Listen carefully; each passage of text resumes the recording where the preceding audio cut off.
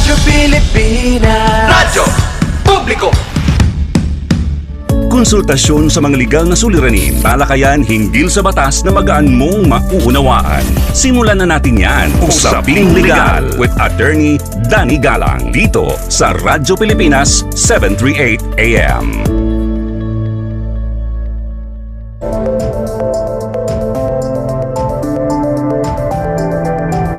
Magandang araw ho sa inyong lahat. Ako po ang inyong lingkod, Attorney Danny Galang, at kayo'y nakikinig sa Usaping Legal sa Radyo Pilipinas, Radyo Publiko. Ngayon ay Sabado, May 23, 2026. Good morning at welcome po sa inyong Saturday morning habit, ang Usaping Legal. At syempre, ang dami na naman hong nangyayari sa ating bansa ngayon. At pag-uusapan ho natin maya-maya, syempre itong Korte Suprema ho ay dininay ho yung application for TRO, Temporary Restraining Order, nito ni Senator Bato de la Rosa para ho pigilan yung pag-aresto ho sa kanya ng NBI, ng PNP, ng pulisya. At ito nga ho ay dahil pa rin doon sa kanyang kasong crimes against humanity na kung saan ho siya ay co-perpetrator nito ni dating Pangulong Duterte dito nga ho sa crimes against humanity dahil nga ho dito sa madugong war on drugs ng nakaraang administrasyon. At syempre pag-uusapan ho natin yan kung meron na hubang karapatan at nararapat na hubang arestuhin itong si Senator Bato de la Rosa dahil nga ho hindi ho nag-issue ng Temporary Restraining Order o TRO itong Korte Suprema. So ano hong ibig sabihin ho noon? So pag-uusapan ho natin iyan maya-maya kasi meron pa rin ho silang nakabinbin na petisyon. So hindi pa rin ho nadidesisyonan ng Korte Suprema yung talagang main case ho nila. Yung palang hong TRO, yung propriety ng paglalabas ho ng TRO, status quo ante order o ng injunction, yung palang ho ang dinesisyonan. Kaya meron pa rin hong main case na nakabinbin. Kaya ho ito ho ba ay pwede na ho bang arestuhin si Senator de la Rosa kahit ho may mga nakabinbin pang petisyon dito sa Korte Suprema.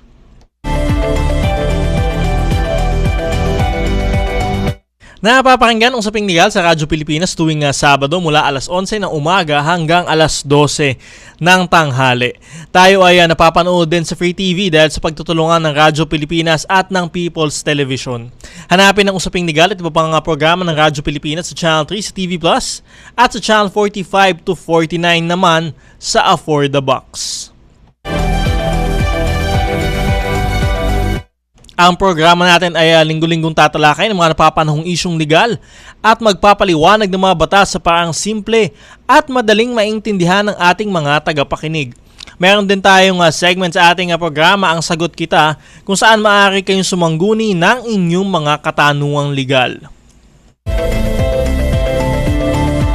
So, paano ho makapagtanong sa ating programa? Mag-text na inyong katanungan, komento o reaksyon sa cellphone number na 0917-626-1169, 0917-626-1169 sa oras ng ating programa. At syempre sa mga nasa Facebook naman, maaari din kayong mag-comment ng inyong katanungan sa ating live stream sa Usaping Legal Facebook page at sa Facebook page ng Radyo Pilipinas.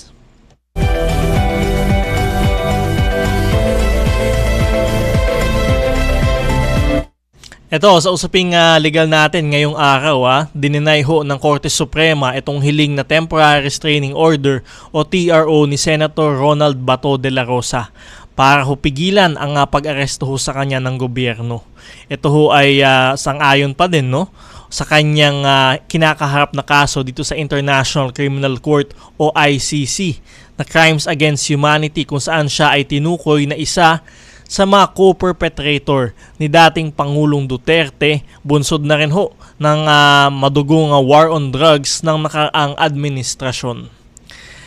Si De La Rosa ang hepe ng Philippine National Police o PNP mula 2016 hanggang 2018 na nagpatupad ng madugong war on drugs ni Pangulong Duterte. Kaya naman sa ating tanong sa bayan ngayong Sabado, May 23, 2026, dapat na bang arestuhin si Senator Bato de la Rosa sa kabila na nakabingbing petisyon sa Korte Suprema?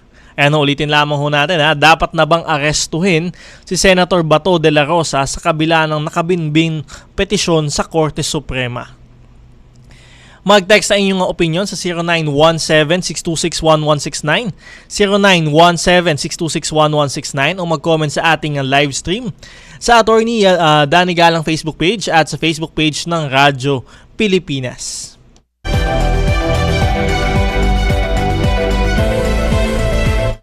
So ayan ho, nakita ho natin yung Korte Suprema ay dininay na nga ho itong hiling na Temporary Restraining Order, TRO, status quo ante order at yung injunction nga ho no, dito ho sa kaso ho ni Senator Bato de la Rosa. At ang boto ho niyan ay 951 no. So in favor ho ay siyam no. At yun nga ho. At ilalabas pa ho ng korte itong actual na desisyon ito next week nga ho no. Kaya hindi pa ho natin na ma-discuss. So ang alam lang ho natin ito ay dininay nga ho itong pagbibigay ho ng TRO kay Senator Bato de la Rosa. At syempre ho kung na-deny ho ito, ibig sabihin ho ay wala ho nakita ang Korte Suprema na urgency no. Na urgency para ho kaya protektahan yung sinasabing mga karapatan ni Senator de la Rosa.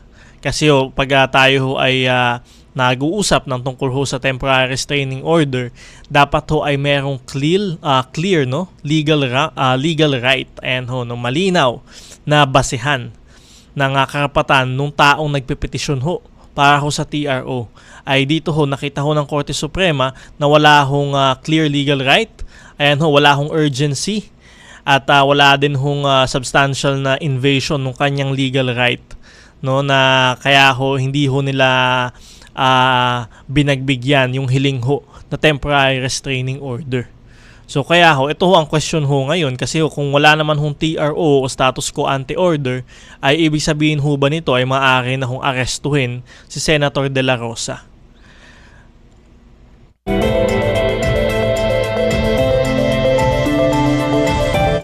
So ayan ho, syempre ho, ang NBI ho, ito may press conference ho sila kanina umaga, sinasabi ho na i-enforce na ho nila yung ICC arrest warrant laban dito kay Senator de la Rosa.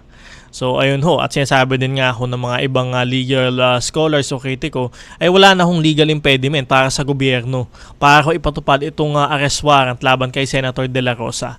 At yan din ho yung naging posisyon ng Office of the Solicitor General o OSG. Ito ho ang abogado ho ng ating gobyerno at sinasabi na nga ho nila na wala hong legal impediment no sa pag-aresto kay Senator de la Rosa dahil wala naman hong nilabas na temporary restraining order or status quo ante order itong Korte Suprema. So ayan ho, kaya ho ang sinasabi nga ho ng NBI ay aarestuhin na ho nila o PNP. Meron na daw hong mga may mga ginawa na hong mga teams no para ho laman yung whereabouts ni Senator de la Rosa at ay talaga namang i-implement na daw ho nila itong warrant of arrest nga ho dito sa senador. So ang tanong lamang ho natin ay maaring ganun din ho ba yung mangyayari kay Senator de la Rosa katulad ho nangyari kay dating Pangulong Duterte na kapag kahuli ho, pagka-aresto ay dinala na ho agad-agad dito sa International Criminal Court o ICC sa The Hague sa Netherlands. O meron pa ho bang proseso na gagawin dito? Malamang meron pa hong proseso na gagawin dito pero siya ho ba ay mananatili pa muna dito sa jurisdiction ho ng NBI o ng DOJ o di kaya naman ho ay agad-agad na ho siyang dadalhin nga doon sa The Netherlands o sa The Hague ano. So yan ho yung titingnan natin sa mga susunod na araw pero yun nga ho dininay ho ng Korte Suprema itong TRO na ito at yun nga ho kung mababasa nyo ho yung comment nga ho no, ng Solicitor General, Office of Solicitor General OSG. Napaka-enlightening ho no, napaka ganda ho ng mga punto ho niyan. Maaari nyo ho yan makita dito ho sa website ho ng Korte Suprema. So meron ho dyan mga public cases na yung mga pleadings ho, yung mga argumento ho ng mga magkabilang panig ay ina-upload ho ng Korte Suprema. So maaari nyo hong basahin ho doon yung sinasabi nga hong komento no ng Office of the Solicitor General o OSG. So makikita niyo ho doon na talagang ipinaglaban ho nila na wag mabigyan ng TRO itong si Senator Bato de la Rosa dahil nga wala ho siyang legal na basehan o legal right nga ho, no, para sa isang temporary restraining order. At dito ho, makikita nyo, kung nabasa nyo ho yung komento, ay nilagay ho doon, no, yung mga nangyari ho doon sa Senado noong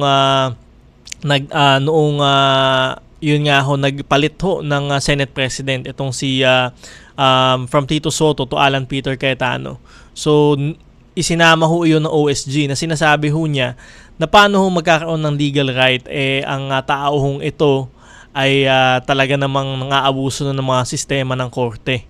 Dahil nga ho ay ayun nga ho, sinabi din ho doon na siya ay fugitive na kasi talagang ine-evade ho niya yung pag-aresto ho sa kanya. At sinasabi ho niya paano ho natitreten yung kanyang right to life and liberty. Yun nga daw, naka-attend pa ho siya noong sesyon ng Senado na kung saan naging crucial ho yung kanyang boto. Siya ho yung pang-13 tao ho doon Kaya ho nakapagpalit ng Senate President, hindi ba? Tapos sinabi din ho doon ng OSG na siya ho ay basta-basta na lamang nakaalis doon sa Senado, binigyan ho siya ng protective custody. At sinabi din ho ng OSG na meron ho siyang mga nakabingbing petisyon sa Korte Suprema. So kaya ho sinasabi nila na wala hong clear legal basis nga ho, no, para sabihin na siya ay may threat to life at liberty. Ngayon siya ay nakakagala. Hindi ho ba nakaka-attend ng sesyon ng Senado, nakakaalis kung kailan niya gusto. At hanggang ngayon nga daw ay iniiwasan pa rin ang pag-aresto ho sa kanya. So ayan ho, na isama ho yan ng OSG sa kanilang mga komento.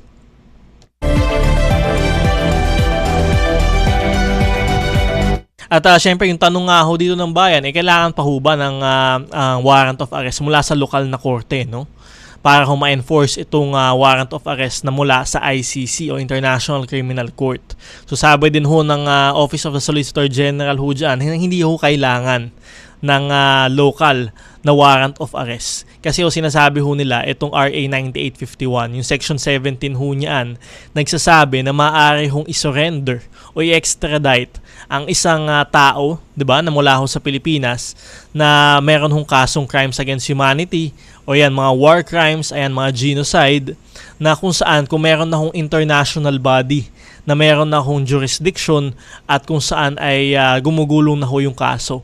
And in this case nga ho, ito nga ho yung International Criminal Court o ICC. So ibig sabihin ho, under Section 17, maaari na hong i-surrender nga ho ng Pilipinas itong mga kaso, itong mga tao na may kaso ho.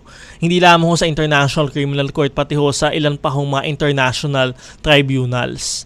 So malinaw ho yan doon sa Section 17 ho na sinasabi dito sa RA 9851.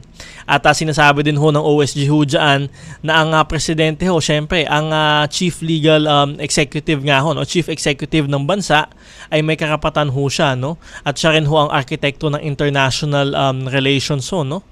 At may karapatan ho siya na implement ang warrant of arrest ho na ito nilabas nga ho ng ICC dahil ho siya ang pinaka chief executive nga ho ng bansa. So yan ho yung sinasabi ng ang OSG. At ang panghuli ho, sinasabi ho nila, syempre meron ho tayong responsibilidad o obligasyon, no, na sundin nga ho itong ICC warrant of arrest dahil ho tayo ay miyembro pa rin ng Community of Nations, no? So kahit ho sinasabi na tayo ay nag-withdraw na effective sa Rome Statute noong March 2019, ayan ho, sinasabi doon may obligasyon pa rin ho ang Pilipinas na makipagtulungan para ho doon sa mga kaso na nangyari sa kanyang sa ating bansa ho, no? Nung panahon na tayo ho ay miyembro pa ng Rome Statute, no? O ng International Criminal Court. So ayan ho, kaya meron pa rin ho tayong obligasyon at responsibilidad at syempre yung sinasabi nga ho ng OSG, tayo ho ay parte pa rin ng Community of Nations, no? Kaya meron ho tayong obligasyon sa international community para ho siguraduhin na ang Pilipinas ay hindi ho magiging tahanan ho ng mga kriminal, no? Na merong talagang napakabigat na kaso katulad nga ho nitong crimes against humanity. Kaya ayan ho, yan ho yung mga argumento ho ng Office of the Solicitor General o OSG.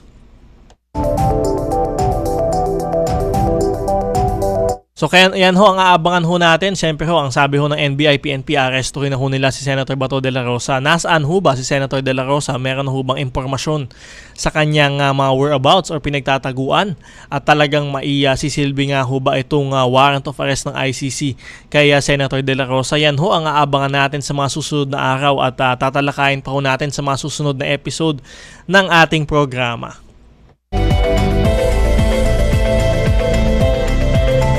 At syempre sa pagbabalik ng Usaping Legal, sasagutin ko naman ang inyong mga katanungang legal. Mag-text ang inyong katanungan, komento o reaksyon sa ating programa sa cellphone number na 0917-626-1169, 0917-626-1169 o hanapin ang ating live stream sa Attorney Danny Galang Facebook page at sa Facebook page ng Radyo Pilipinas.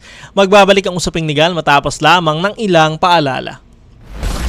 Sumangguni at pakikinggan. Mga karapatan pati na ang saligang batas ay klarong ipapaliwanag. Usaping Legal sa Radyo Pilipinas 738 AM.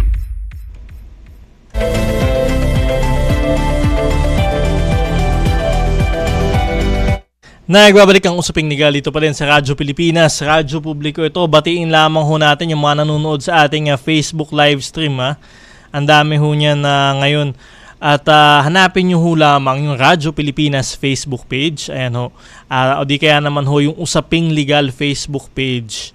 Ayan ho. Diyan ho ninyo makikita ang ating live stream ngayong araw ho na ito. At syempre maaari din ho kayong mag-post ng inyong mga katanungan ho dyan, ng inyong mga komento ho dyan. At syempre happy viewing, happy listening. Good morning ho sa lahat ng mga nanonood sa ating Facebook live stream. Siyempre kay Jacitan, Fatima Muniz, Patricia Barbosa, Jovi Muniz, at kay Monsky Aninion Cuerpo. Ayan ho. Nandito na rin ho si Danny Nolara. Danny. Ayan. Kapangalan pa ho natin. David de Guzman Cruz. Atika Abdurashid. Ayan ho. Freddy Ligas, Janet Empleo, Nancy Lema Cuenca, Ania Gaviola, Eufemia Platon. Ayan ho, nandito na rin ho si Carol Pangilinan, Estelita Vasquez Bermilio, Henemir Plaza, IJ Cabanero, Caporado Rojas Ruben, Elpiano Bobot Mojado, Carla Guillam, Francisco Flingue, Emma Pedrozela, Marshall Persiva. Ayan ho. At syempre, happy viewing pa din kay Estelita Vasquez Bermilio, Henemir Plaza, at ayan ho. Alas 3, ayan ho, John Espolon. At syempre, maraming salamat ho sa Radyo Pilipinas Bontok, ayan ho, sa pag-share ng ating video. Maraming salamat din ho sa mga Radyo Pilipinas stations nationwide na patuloy ho nag-share ng ating mga videos para mas lumawak ho ang ating naaabot ng Radyo Pilipinas Baguio, Radyo Pilipinas Iligan, Radyo Pilipinas Davao, Radyo Pilipinas Cebu, Radyo Pilipinas Gingoog, ayan ho, ang dami ho, Radyo Pilipinas Marawi. And ho, happy viewing ho sa inyong lahat.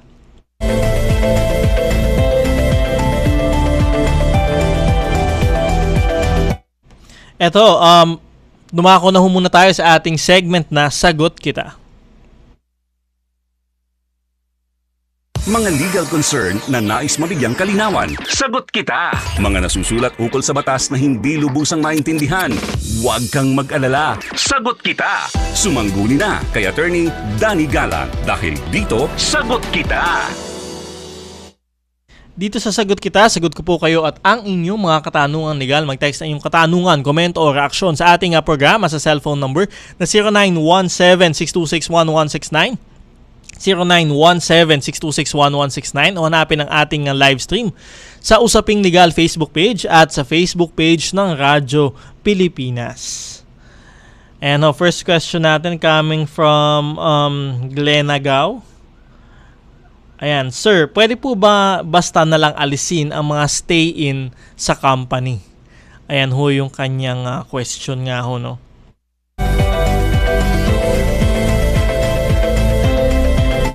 So medyo broad ho yung naging question nga, no? Pwede ho bang alisin ang mga stay-in sa company? So assume ho natin na itong mga empleyado ho na ito ay regular na empleyado ng kanilang kumpanya kasi ho, naka-stay-in na nga ho, doon ho nakatira, no? So ayan ho, yung mga regular ho na empleyado ay pinoprotektahan ho ng ating konstitusyon at ng ating labor code. So meron ho tayong tinatawag na konsepto ng security of tenure. Ayan ho, no, kung saan hindi ho maaaring basta-basta matanggal sa trabaho ang isang regular na empleyado nang walang sapat na dahilan o hindi ho dumaan sa due process. Yan ho yung ating general rule ho dyan. So meron lamang ho mga grounds na tinutukoy ho natin na kung saan maaring matanggal ang isang regular na empleyado sa kanyang trabaho. So meron ho mga yan ho yung mga sinasabi ho nating grounds nga ho. No? Halimbawa ho, sinasabi ho natin habitual absenteeism. Ayan ho, lagi hong absent, lagi hong late. O di kaya meron hong serious misconduct. Ayan ho. Yan ho ay meron ho masamang ugali o attitude, di ba? Yan ho yung mga karaniwan ho mga dahilan nga ho na kung saan ang empleyado ay maaaring matanggal sa kanyang trabaho. O di kaya kung pinagtangkaan ho niya yung buhay ng kanyang employer. So ito yung mga tinatawag ho nating just causes na kung saan maaaring matanggal ang isang empleyado. At meron din ho tayong tinatawag na authorized cause. Ayan naman ho, hindi ho naman ho kasalanan ng mga empleyado, kaya lang ho, ito ho ay merong ho mga circumstances na kailangan na hong tanggalin ng mga empleyado, katulad na nga lang ho yung retrenchment. Retrenchment ho yan ho, para ho mapigilan ang pagkalugi ng kumpanya. Ayan ho, yan ho ay o di kaya redundancy. Kung yung trabaho ng isang empleyado ay ginagawa na nga rin ho ng iba. So ayan ho, yung matatawag ho natin na authorized causes ho naman. So ayan ho, meron ho tayong just at authorized causes kung saan maaari ho matanggal ang isang empleyado sa kanyang trabaho. Pero kahit ho sabihin ho natin na meron ho talagang just cause, kunyari talaga hong may serious misconduct, talaga hong ay ang empleyado hong ito ay talagang pasaway, may attitude, lagi hong absent, ay kailangan hong dumaan pa din sa due process. Yan ho yung sinasabi ng ating konstitusyon at ng ating labor code nga ho, no? So ano ho ba yung due process sa ating labor code? Ito ho yung sinasabi ho nating two notice rule at opportunity to be heard. So ibig sabihin ho, kapag ho kayo ay halimbawa ho gustong tanggalin ng inyong employer, kailangan ho meron ho siyang dalawang notice ho na ibigay sa inyo. Una ho, yung unang notice, yung nagsasabi na maaari ho siyang matanggal sa kanyang trabaho at ano ho yung ground, bakit ho siya tatanggalin. Halimbawa ho, nakipag-away ho siya sa company premises o di kaya nagnakaw ho siya o di kaya lagi ho siyang late o absent. At syempre nandun ho sa first notice ay yung pagsasabi nga ho na magpaliwanag ho siya. Magpaliwanag ho siya kung bakit hindi siya dapat tanggalin. Ayan ho. Yan ho yung tinatawag nating opportunity to be heard. Kailangan ho ay pakinggan nyo ho yung empleyado, bigyan nyo ho ng pagkakataon para ho maipaliwanag ang kanyang panig. So ayan ho, either kung written man ho yan o di kaya sa isang meeting, ay dapat ho bigyan nyo ho yung empleyado ng opportunity to be heard. Karapatan para ho siya ay mapakinggan ang kanyang panig. At pagkatapos ho nito, yung second notice ho, ito na ho yung notice na sinasabi na tinatanggal ho siya sa posisyon at kung bakit ho kayo nag-arrive ho sa ganoong desisyon na tanggalin na ho siya dito sa kanyang posisyon. Ngayon ho, kung wala ho, hindi ho dumaan ito sa due process, wala ho yung sinatawag nating two notice rule o di kaya naman ho yung opportunity to be heard, hindi ho nabigyan ng isang empleyado nito. Kahit ho sabihin natin talagang may ginawa ho siyang kasalanan, meron ho talaga siyang serious misconduct, etc. Kung hindi ho dumaan sa proseso, ay maaari pa rin ho siyang magdemanda for illegal dismissal. Yan ho yung tinatawag na ho natin illegal dismissal. Ngayon ho, illegal dismissal, syempre, magdedemanda ho yan dito sa ating Department of Labor and Employment at National Labor Relations Commission. At sasabihin nga ho ng empleyado na hindi ho dumaan sa proseso yung kanyang pagkakatanggal. Kaya ayan ho. At ano ho yung maaaring mangyari kapag ho nakita ng mga labor arbiter na mayroong sapat na dahilan at talaga naman hong na illegally dismiss itong isang empleyado nga ho, ay maaari ho siyang unang-una ma-reinstate o maibalik sa trabaho. Yan ho yung unang-una ho dyan.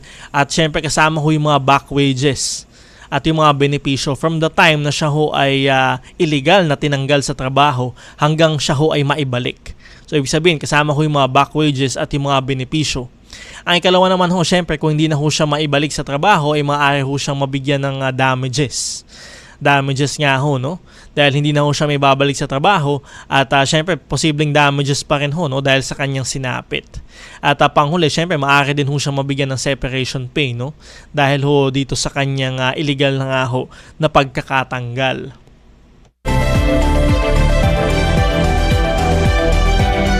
Kaya yan ho, sinasabi ho natin, dapat ho may unang-una meron hong basihan ang inyong pagtatanggal sa inyong mga regular na empleyado at pangalawa naman ho, dapat ho ito ay dumaan sa proseso. Kaya ho, doon ho sa tanong ho sa atin kung maaari lang bang basta-basta tanggalin daw ho yung mga stay-in na empleyado doon sa kanilang kumpanya, ay ang sagot ho natin, syempre, dapat ho may legal na basihan kung bakit ho tinatanggal yung mga empleyadong ito, either just causes o authorized cause. Dapat ho may legal na basihan at dapat ho ay dumaan ho ito sa tamang proseso. Yun nga ang sinasabi ho nating two notice rule at yung opportunity to be heard. Kapag ho ganyan ay wala hong legal na basihan o hindi ho dumaan sa due process, ay maaari ho kayong magdemanda for illegal dismissal.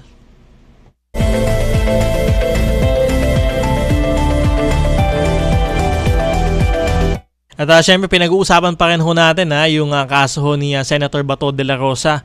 At ayan ho, sumagot ho kayo ng ating tanong sa bayan ngayong Sabado, May 23, 2026. Dapat na bang arestuhin si Senator Bato de la Rosa sa kabila ng nakabingbing petisyon sa Korte Suprema? Ayan ho So kahit ho wala hong TRO na inilabas, ay meron pa rin naman ho mga nakabingbing petisyon itong si Senator de la Rosa dito sa Korte Suprema. So dapat ho ba ay arestuhin na ho siya dahil ho walang inilabas na TRO? Mag-send ho kayo ng inyong mga saloobin sa cellphone number na 0917-626-1169, 0917-626-1169 o hanapin ang ating live stream sa Usaping Legal Facebook page at sa Facebook page ng Radyo Pilipinas. Magbabalik ang Usaping Legal matapos lamang ng ilang paalala. Sumangguni at pakikinggan. Mga karapatan pati na ang saligang batas ay klarong ipapaliwanag. Usaping Legal sa Radyo Pilipinas 738 AM.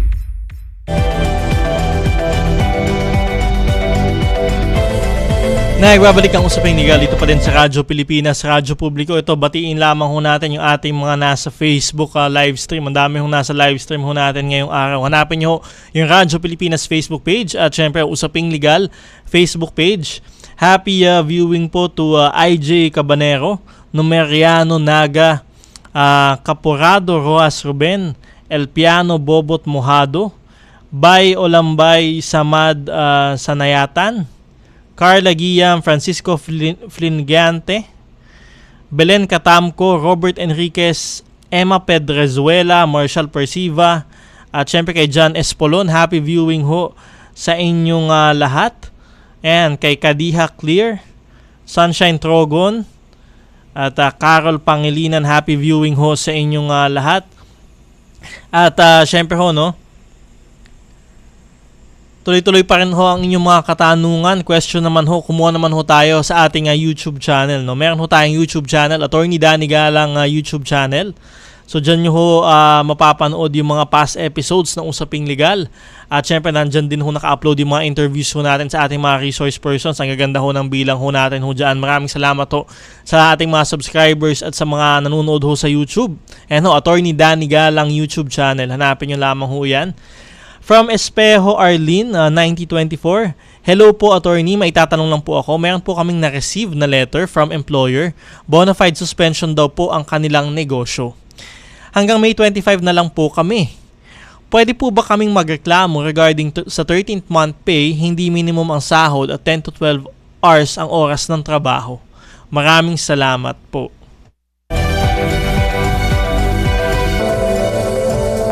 Ito, yung nag-message ho sa atin, sinasabi ho niya ay sinuspend ho ang kanilang kumpanya, no? Kanyang employer at hanggang May 25 na lang daw ho ang kanilang trabaho. So May 25, Lunes na ho yan. So nakakalungkot man ho yan. Ayan, tanong ho niya, pwede pa rin ho ba siyang magreklamo nung kanyang regarding ho sa kanyang 13th month pay, hindi minimum na sahod at 10 to 12 hours na oras ng trabaho? Pwede pa rin ho kayong magreklamo ho dyan, kahit na ho sabihin na ang inyong employer ay suspended na ho, no? Suspended ho, hindi ho makakapagnegosyo. O di kaya naman ho, kahit nga ho sabihin na nagsara pa ho yung employer ho ninyo, no? Hindi pa rin ho niya matatakasan yung pagbabayad ho ng mga sahod ho ninyo, ng mga benepisyo ho ninyo. at kahit ho siya ay magsara pa ho.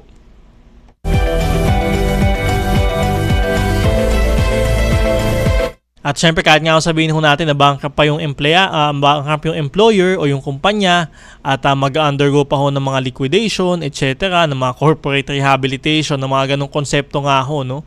Inuuna pa rin ho na bayaran ho yung sahod ho at benepisyo ng mga empleyado. Kasi ho pagkakautang ho yan ng kumpanya o ng employer. So hindi naman ho basta-basta na porke nasuspende na yung employer o di kaya nagsara na ho yung negosyo ay mawawala na rin ho yung kanilang obligasyon, no, para ho magbayad ho sa inyo ng inyong mga benepisyo. So ayan ho ang malinaw ho dyan. So pwede nyo ho yan na i-demand, lalo na ho kung hindi kayo nabibigyan ng 13th month pay. Ayan ho sinasabi ho nung nag-text ko sa atin, hindi ho siya nabibigyan ng 13th month pay. Sila ay dapat ho, syempre, no, under ho sa batas ay binibigyan nyo ho ng 13th month pay ang inyong mga empleyado. Required ho yan, mandatory ho yan. At yun nga ho, dapat ho binibigay ho yan tuwing Disyembre, no, December 24, on or before December 24. At basta ho makaisang buwan lang ho na trabaho ho ang inyong empleyado ay kailangan nyo siyang bigyan ng 13th month pay. Nasa batas ho yan. Ay lalo na ho kung hindi ho kayo nagbibigay ng 13th month pay at all. So baka ay kailangan ho kayong idemanda. Ay ikalawa naman ho, yung sinasabi ho niya na hindi minimum ang sahod, ay kailangan din ho kayong sumunod ho dyan. Kaya ho meron tayong tinatawag na minimum wage. Yan ho yung minimum, yan ho yung pinakamababa na dapat na ibibigay nyo ho sa inyong mga empleyado. Kung kasama ho kayo dun sa mga covered na sektor, no, na dapat ho nag-i-implement ng minimum wage. At yung panghuli, sinasabi ho niya 10 to 12 hours ang oras ng kanyang trabaho. Ay ayan ho, lampas na ho dun sa 8 oras ho, no, na dapat na trabaho ng isang empleyado. Ay kung hindi ho kayo nabibigyan ng overtime pay at iba pa hong benepisyo, o di kaya ho night shift differential, doon ho sa inyong sinasabing 10 to 12 hours na oras ng trabaho, ay maaari ho kayong magreklamo ho dyan. So ayan ho, maaari ho kayong magreklamo dito at maningil ho ng inyong mga benepisyo dito sa ating Department of Labor and Employment o DOLE o National Labor Relations Commission o NLRC. Ayan ho, dyan ho kayo lumapit kasi ho, pwede ho ito kahit ho ang inyong employer ay nasuspende o di kaya naman ho, kahit ho nagsara pa ho iyan, ay maaari nyo pa rin hong habulin ho iyan. Habulin nyo ho at syempre magbabayad ho niyan yung mga may-ari o di kaya naman ho ay yung iba pa ho nilang mga natitirang mga asset o ari-arian. Yan ho ang maaring magbayad ho sa inyo. Habulin nyo ho yan yung mga benepisyo at yung mga sahod ho na dapat ho para ho sa inyo, no? At kung kayo ho ay wala naman hong kakayahan ho na para kumuha ho ng serbisyo ng mga abogado, syempre ho, maaring maging mahabang kaso ho iyan, ay depende na lamang din ho doon sa kalaban ho ninyong employer, ay maaari ho kayong lumapit sa ating mga Public Attorney's Office o PAO. Ayan ho, nakalat ho yan sa buong bansa. Ayan ho, basta ho kayo ay pasok doon sa kanilang mga requirements at yung kanilang mga threshold ng tinutulungan, ay ayan ho, maaari ho kayong lumapit sa ating mga Public Attorney's Office o di kaya naman ho, kung di ho kayo ma-accommodate, maaari din ho kayong lumapit sa ating mga Integrated Bar of the Philippines o IBP. Ito ho yung mga asosasyon ng mga abogado sa buong Pilipinas. Nakakalat din ho yung mga chapters ho ng IBP ho dyan kung saan maaari ho kayong humingi ng tulong. At panghuli doon ho sa mga law school ho natin. Halimbawa ho sa UP, University of the Philippines Office of Legal Aid, and ho dito sa Diliman, Quezon City, ay maaari din ho kayong humingi ho ng tulong ho dyan para ho sa inyong posibleng pagsasampa ho ng kaso doon sa inyong employer.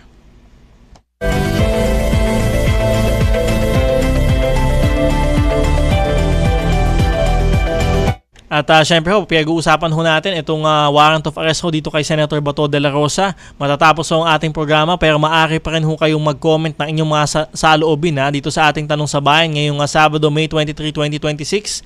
Dapat na bang arestuhin si Senator Bato de la Rosa sa kabila ng nakabingbing petisyon sa Korte Suprema? Ayan ho, mag-comment ho kayo sa Facebook, sa YouTube. Ilalagay din ho natin yung video ho natin ho dyan para ho maisama ho ang inyong mga saloobin dito ho sa mainit na issue ho na ito. At syempre kung sa atin lamang ho ay dapat ho talaga siyang arestuhin ng NBI at ng PNP. No? At yun nga, wala namang inilabas na temporary restraining order ang Korte Suprema o status quo ante order para ho pigilan ang pag-aresto ho sa kanya. So yung ibig kong sabihin nito, wala hong legal impediment, 'di ba? Wala hong legal na balakid para ho arestuhin itong si Senator Bato de la Rosa. At syempre sinasabi nga ho natin may karapatan ho ang gobyerno para ho siya ay arestuhin kahit ho wala hong warrant of arrest galing ho sa lokal na korte, dahil ho meron tayong batas RA 9851 Section 17 ho dyan na nagsasabi ho na maaari hong isuko ang isang tao na iniimbestigahan nga ho na nagkasala ng crimes against humanity, war crimes, genocide, kung meron na hong international court o international tribunal na yun nga ho ay nag-iimbestiga na doon sa kanyang kaso. Kaya ayan ho, yan ho ang legal basis ho dyan, Section 17 ng RA 9851. At syempre ho, ang presidente ho, ang may prerogative ho, no? Siya ho ang chief executive ng ating bansa. May prerogative ho siya para ipatupad ang warrant of arrest na ito. At syempre ho, tayo ho ay may obligasyon pa rin sa international community. No? Tayo ho ay bahagi ng community of nations na sinasabi ho natin. Kaya may obligasyon ho tayo na wag hong magkanlong ng isang pinaghihinalaang kriminal at nakagawa ho ng international crime nga ho. Itong crime against humanity ay napakabigat ho na krimen ho na ito. Hindi ho ito basta-basta krimen lamang ho na pumatay ka ng isa o dalawang tao. Ay yun nga ho, mabigat na ho ang krimen na ho na iyon na pumatay ka ng isa o dalawang tao. Paano ho pa kung madaming tao o libo-libong tao allegedly ang pinapatay, no, o state-sponsored nga ho at during the time nga ho nung dating administrasyon, ay paano pa ho kung ganoon yung magnitude nga ho at ang dami ho ng napatay, no, dahil ho dito sa mga operasyon ho na ito ay maaaring maituring na ho ito na crimes against humanity. At yun nga ang sinasabi nga ho niya, nabigyan siya ng due process. Talaga naman ho nabibigyan ho siya ng due process kasi ho, ang dami ho niya nakabimbing na petisyon sa Korte Suprema. At sa ICC naman ho, ito ho ay pinag-aralan base ho sa madaming ebidensya nung mga biktima, nung mga nagdemanda na maaring may probable cause na siya ho ay sangkot nga ho dito sa crimes against humanity. At siya ho yung co-perpetrator ni dating Pangulong Duterte dito ho sa krimen ho na ito. So yan ho ay dumaan ho sa proseso, dumaan ho sa due process, pinag-aralan ho yan ng ICC. Kaya ho hindi ho maaaring sabihin na wala hong due process ho dito ho sa paghuli ho sa kanya. At yun nga ho, yan ho aabangan ho natin sa mga susunod na araw kung talaga ho mahuhuli na nga ho itong si Senator Bato de la Rosa. Diyan na ho muna nagtatapos ang ating programa ngayong araw. Maraming salamat sa ating mga nakasamang engineers at staff, Engineer Rolly Bumatayo at Engineer Jobel Lustre. Magkarinigan ulit tayo sa susunod na Sabado, alas 11 ng umaga hanggang alas 12 ng tanghali dito pa din sa Radyo Pilipinas, Radyo Publiko. Muli, ako po si Attorney Danny Galang. Mag-ingat.